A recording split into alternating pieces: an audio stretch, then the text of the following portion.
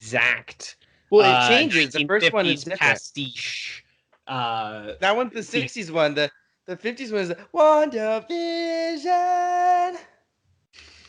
Yeah, and it's I assume going to I hope the because the third one would in theory bring us into the 70s, right? And so I hope we get a long ass like live action intro with like a that's what I'm excited for them to hopefully at some point. I don't know if they will, but it would be a totally missed opportunity if they didn't do the what we I mean I've seen 1,000,010 tropes of it now, down to like too many cooks, like of just like the Full House yellow typeface. I guess that's zoom in and freeze frame on a face. About but I know what you mean.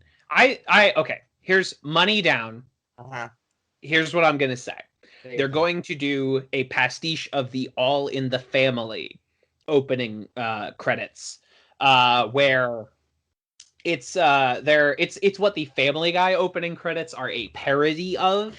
That it's like they're sitting down at the piano and they're like, da, da, da, da, da, those were the days, and they're gonna do like some version of that. That is what I will put my fucking bitcoins down on.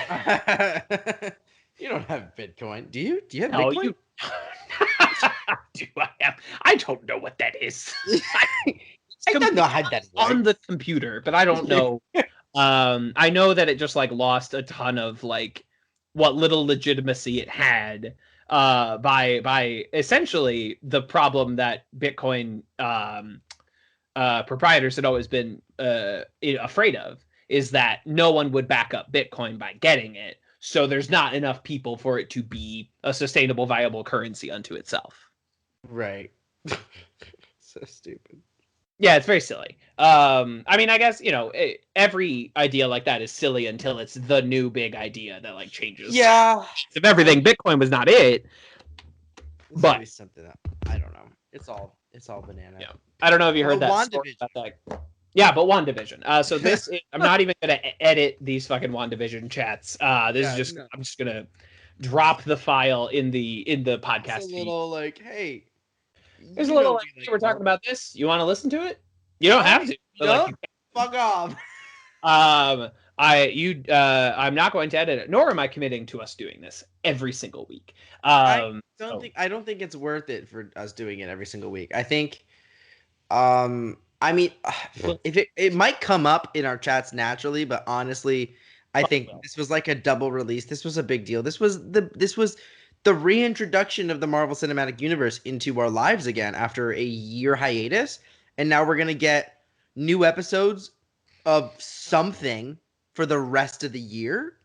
Like it's essentially something like that, which is basically like bananas, freaking nuts, dude. Like we're gonna go fucking WandaVision right into like Falcon Winter Soldier. Like it's gonna be every week we're gonna get something, and it's like, well, I'm probably not going to watch all of them. Just like, but they are like 30 minutes. That is okay. Well, they're gonna get longer though.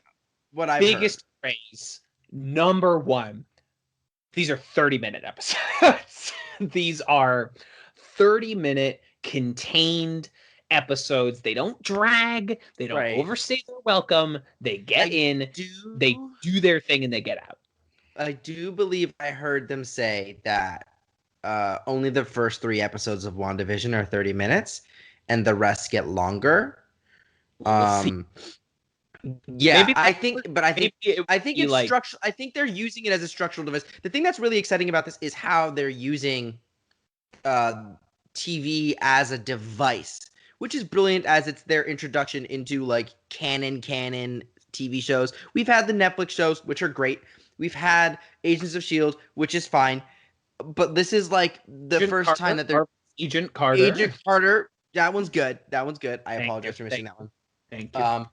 But this is the first time where they were like, where they're like, no, this is part of our expansion pack. Like these are definitively interconnected. Like, I think it's really exciting. It makes sense to me that they would have in the first couple episodes 30 minutes, because that's just like classic TV slot is 30 minutes. And they bake in a commercial, which is brilliant, fantastic. I love to see it. Using that first commercial as in the first episode at about our like halfway point as the first bridge that I noticed where it's like, the veneer is kind of is being stripped away, right? Like that is the pivot point where they're kind of where the tone shifts and it becomes sinister in a way that it hadn't been previously. So like right off the bat, he says 5 minutes in, but right off the bat, this show is just they're fucking underhanded pitching this show to Kevin based audiences, right? They've put the ball on the tee as far as appealing to Kevin demographics is concerned. Because you have like classic sitcom pastiche. Yes. That they do a really good job replicating the style of, and I'll talk about that more in depth later. Right. You have peeling back the veneer of 20th century white America, which I love. You have suburban horror, which I love. You have fucking the cast of my dreams. You know, this is Elizabeth Olsen, Fred Mellon, Catherine Hahn. Catherine Hahn. All right. First of all, I mean, Catherine Hahn is beloved, but Catherine Hahn is a national treasure, and I do not like. She can do literally anything. I'm so excited about how her character is gonna develop. I'm almost like it's Agatha Harkness. Like, there's no way she's not. We also know that Monica Rambeau is Tiona Paris. I wish we didn't know that.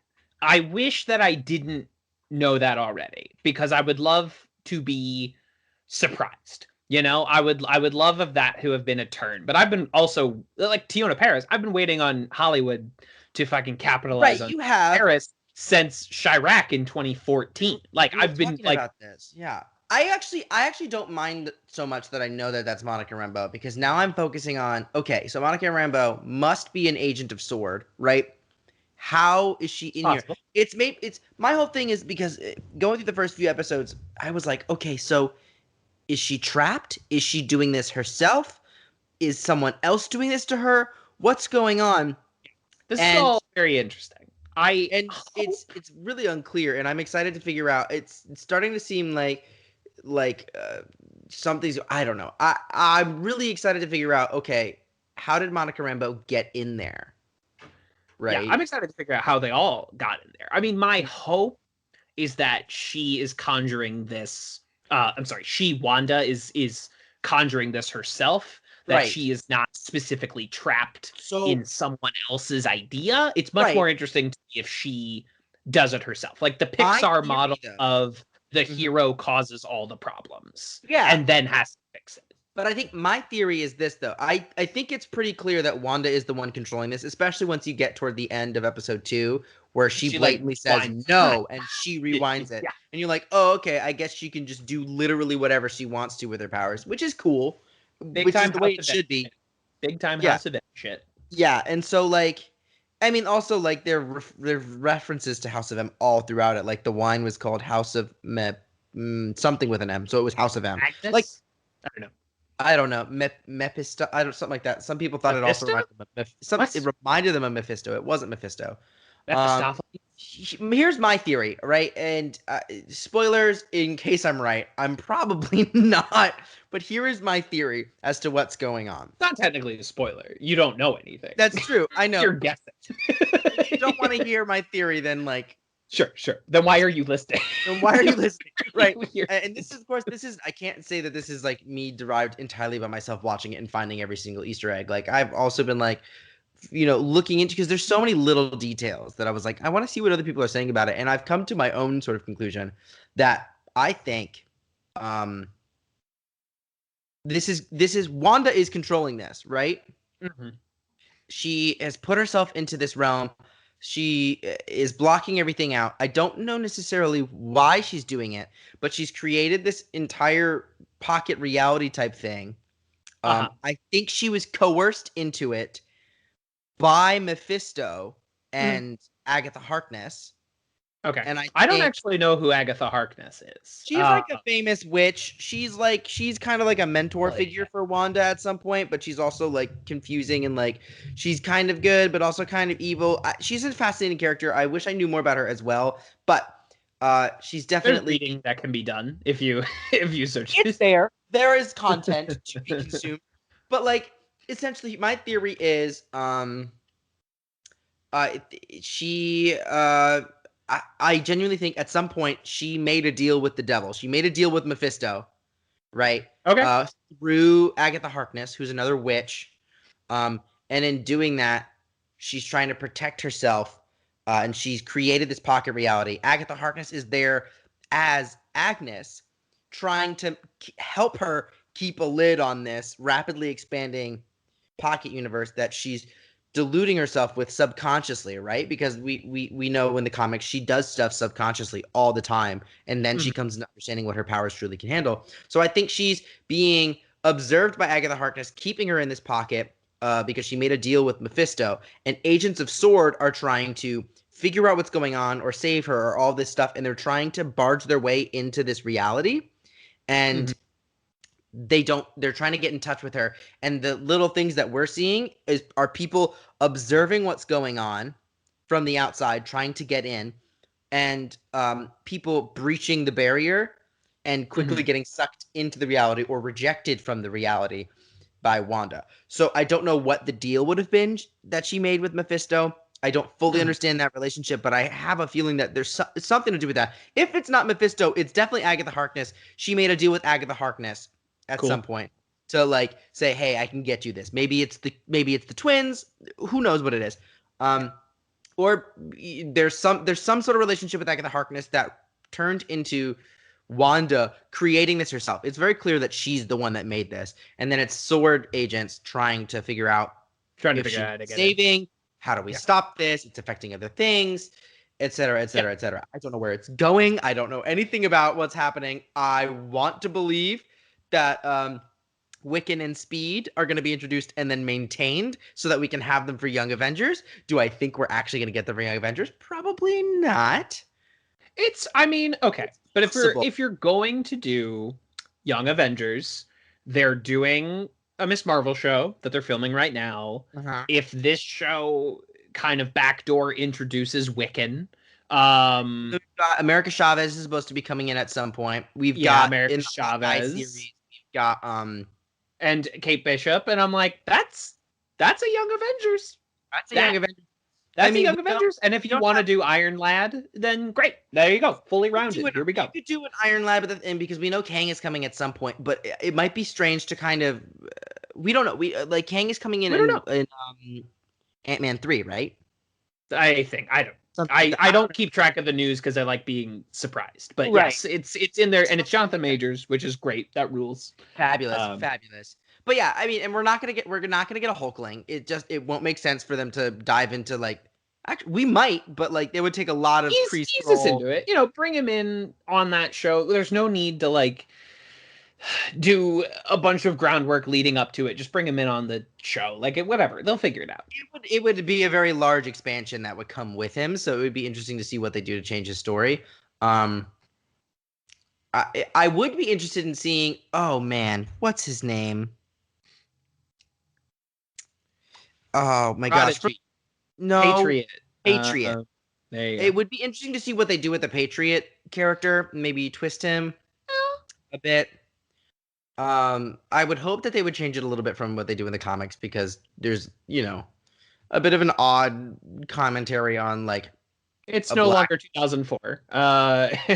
Right. So I'm just excited. I think that they've done really cool things. It's exciting to watch structurally what they're doing with the show. Like, it's exciting, and I love it's refreshing. It's enticing, like Pleasantville style mystery. Very I love that it's something that we haven't seen 100 times, right? That this is something so new. It feels it's so wild. Like I'm looking, like you watch a clip of WandaVision and you put it next to any Marvel movie, and you're like, whoa, it's a different aspect ratio, it's a different camera quality, it's a different even down to the special effects being representative of the time periods that they're taking place in. Exactly. Like the commitment, especially in the first episode, to doing like Bewitched level special, like I Dream of Jeannie level special effects, right? Like the sparkle effects when Vision transforms, the when she makes like rings appear on their hands, the way their hands kind of jolt. Yeah, exactly. Like they wouldn't, like that commitment to the form and it being shot like the fucking Dick Van Dyke Show, like just the fully like laid out way, like they shoot keep it in like its own... an old sitcom, and then at the it's using fucking visual storytelling to tell your story, that when they break that, when Fred Melamed is choking, it's potent because this is the first time they're breaking from that specific way of shooting and editing and writing and performing. Like that is the big shift. Right. My thing, I'm hoping that they do with the commentary on this, right? Because the idea that I'm getting from it is Wanda clearly is trying to put themselves in a situation where it's like, we're just a normal, average family based on the TV shows that I grew up watching. What? I said big denial energy. Right. Like, yes. But I think the idea is like, you go from like this 50s trope where it's like, all right, I'm off to work, honey. And it's like, what do you do for work? And it's like, who cares? It's not relevant. There's no backstory. But these people have backstories. So they're being integrated more and more. And I think if you follow the history of TV, that kind of everything's peachy keen, like everything's squeaky clean, goes away because we're more and more comfortable talking about real things in TV. So I think that's, in a way, it represents, in my mind, in a meta sense of it, Wanda is flashing back to all this TV that she watched growing up, right? And in Eastern European reruns of American television shows, and basically being like, hey, like, this is the ideal family. And then when she runs out of content to base her reality on from the 50s, she moves into the 60s, into the 70s, and eventually she's going to come up to these contemporary TV shows. Going to become a mockumentary. Oh my God. Wouldn't that be knocking futz? But like, if that was real, so they won't be able to escape from these issues because they're relevant to it, and it's very cool. Also, someone pointed out, forget who it was on YouTube, one of them nerd channels, which was really clever. They live in a town called Westview. And they were like, I mean, they said it's pretty clearly a reference to how Wanda grew up, and that's how she viewed the West. And I was like, okay. Interesting. That's I hope that there's no like moment where they're like, look, Westview, this is how you view. I hope that's just like a nice textural piece. I trust them not a little bit for the audience to add and infer and I group trust up them to give us something to chew on. I don't think that they think we're stupid. Yeah. It's exciting.